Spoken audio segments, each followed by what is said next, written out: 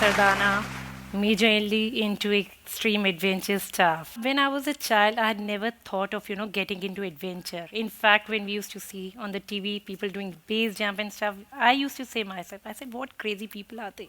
I mean, why do they do it? I was the fourth child in a family in Jammu. Being the youngest, I was the most pampered and always loved, always wanted care, attention from my parents and my siblings, of course. And then my family is a very, very traditional family. In fact, the women of the house, they are not allowed to go out and work. In fact, in case I had to go out with my friends or somebody, one of the person from the family used to accompany me all the time. So it was that bad. And that was the time when I never realized what freedom is. And I didn't know what freedom is. So I was enjoying that kind of life, and I never wanted to leave that life and get into marriage and stuff. So when I did my graduation, after that I got married to an Indian naval submariner officer. So when I got married, just few days after that, there was a walkathon, which was from that time we were posted in Vishakhapatnam, and there was a walkathon from Naval Park to Rishikonda Beach. That was around 45 kilometers, and my husband was taking part, and as it is newly married, I wanted to be with him. And I got enrolled in that walkathon. And to my own surprise, I walked 45 kilometers. And that was the first time I ever, did something like that. And that was the time when my husband got an idea what all I can do. So his idea about, again, honeymoon was to take me to Darjeeling and enroll in a 15-day adventure course. So I used to hate getting up at 5 in the morning, and I wanted to leave that time. But then there was a thought which came into my mind, and that was, can I give up? Is it the time, the opportunity I'm getting? Is it better to give up? And there was one more thought which came into my mind. That was, is the limit only limited to where I was that time? Or can I do better? So next 2 days, I gave in my best, and somehow thereafter, I never looked back. Then after that, it was mountaineering course in Uttarkashi. Again, my husband behind this, he had this weird idea that if you're able to do this 28-day course, going through pregnancy and childbirth would be a breeze. And somehow I did qualify that 28-day course. And when my son was born, I realized that that 28-day course was much more tough than going through labor. So that was the time, I started enjoying basically the adventure. And then he again had this weird idea that all the problems in life only starts when you stop doing something brave. So if you're not getting anything, just go to a swimming pool and dive from that 10-meter board. So that will keep your life going. Generally, whomever I met who wants to get into extreme adventure, they have this thing in mind that, people can get into extreme adventure only if they suffer. But that has been very different with me, because when I did my first skydive, that was the feeling of profound joy.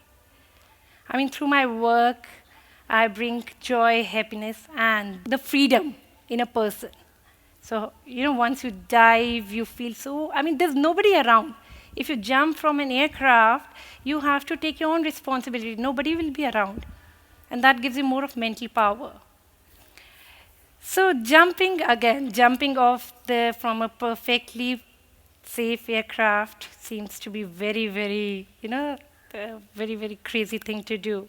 What happens initially when you start jumping, the fear factor is very high. If you have to see from here, you go in a aircraft and you have to come out and see your drop zone where you're going to jump. That's pretty scary.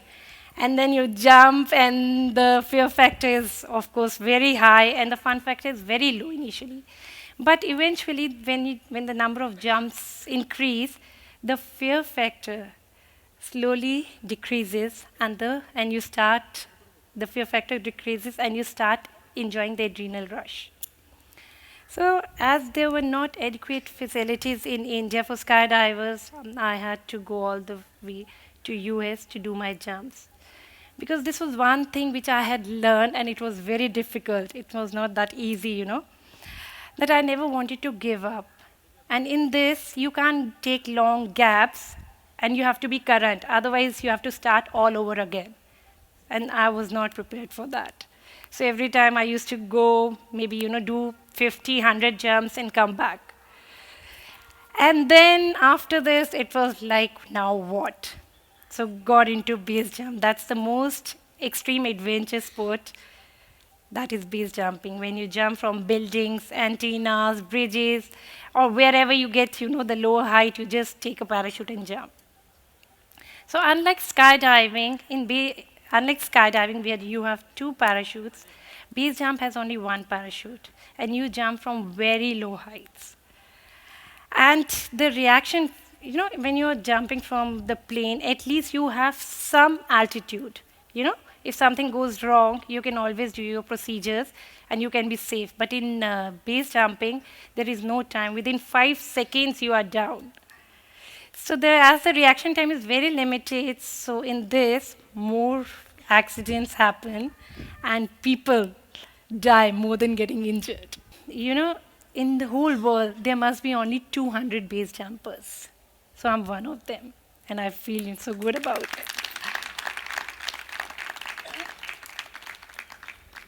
So again, when I was I was handed over the tickets and, tickets, passport, and the list of goals which I had to achieve again in US. So this time I had to go and become the woman base jumper of India. And my husband, he came to drop me in a car. And little I knew that he's already sold off that car just to fund my trip, along with the motorbike. And rest is a history where I came back as the only woman base jumper of India. And not only that, I was the only Indian who has jumped in KL Tower with the Indian flag.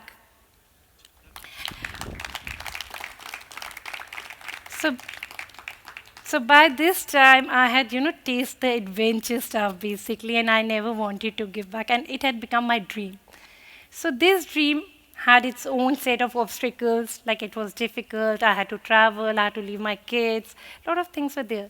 But rather than eternalizing the obstacles and giving them power, I just fought back and make the dream my reality. And then in 2010, yeah, we went for again a family holiday to Andamans. And there now this time my kids, they wanted to get into scuba diving. And with them, they wanted me to join them, in learning how to scuba dive. But then I had fear of water again. Whenever you learn something, there is unknown fear. You don't know what will happen, but there is some kind of fear which you have to overcome. So I was like, okay, so let me do it. And scuba dive, again, you had to push your limit. And what is a limit basically? Everybody has a limit, right? And what is it? Have you ever thought about it? What is a limit? No. It is basically what our mind has been trained to take as the highest score. The score which limits us. The score which restricts us. So if we have to go beyond our limit, we have to increase our limit. We have to work on that. We have to work on our minds. And nobody else can do it. And now I knew that my limit is, I have to cross my limit, and I have to get into scuba diving and be with my kids. So I tried, and I somehow I did scuba diving. So when I was diving, the first dive was like it left me completely ecstatic. When I came on the surface, I was shouting before catching my breath. And then second dive was like, there was little feel of relief, and then again that feel of acceleration, again it came. The third dive, I was thinking, oh, what am I doing here and why am I doing here? A lot of people have this thing in mind, oh, why? That why is, very common. Then it was like, but I never wanted to give up because that was one thing what I've been doing, just crossing my limits. So I just pushed myself, to a limit where I became the master scuba diver trainer. And for me, push was persist until something happens. And then I kept pushing, pushing, pushing, and got this degree from PADI, that is Professional Association of Diving Instructors USA. So after that, you get confidence, you get everything, you've already, done something. So I did that, I unfurled the flag in the ocean. That was 60 feet off Port Blair. So as it is, it had become a symbolic thing for me to, as it is, I had flown the tricolor for for skydiving and base jumping, and this was again now skydiving.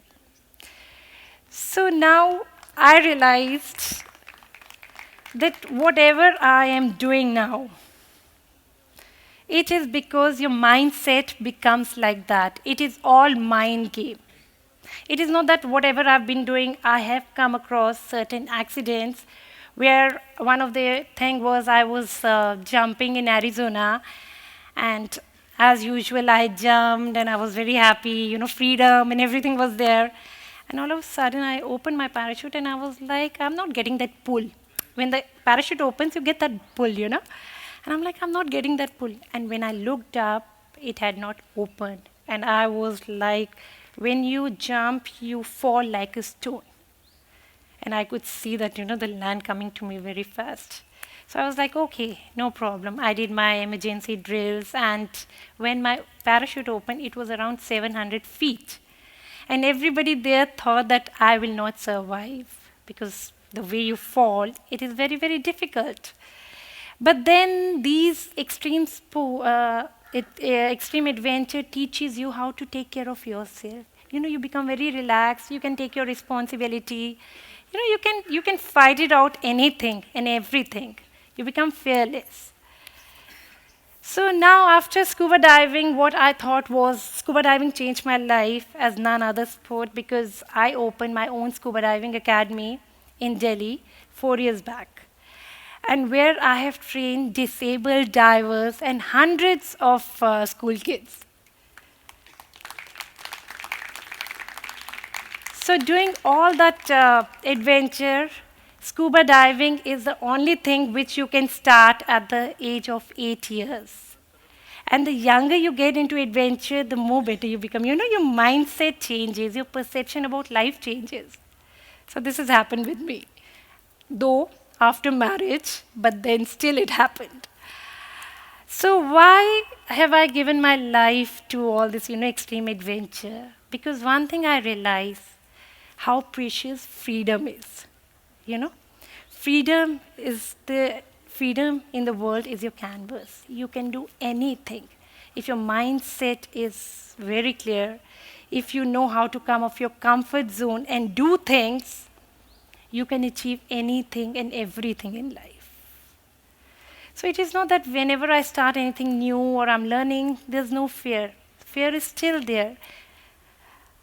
So when that thing comes, I always read the quotes from Mark Twain. That is, 20 years from now, you will be more disappointed with the things you did do than the things you didn't do. So throw away your bowlines, sail away from your safe harbor, catch the trade winds in your sails, explore, dream, discover. Thank you.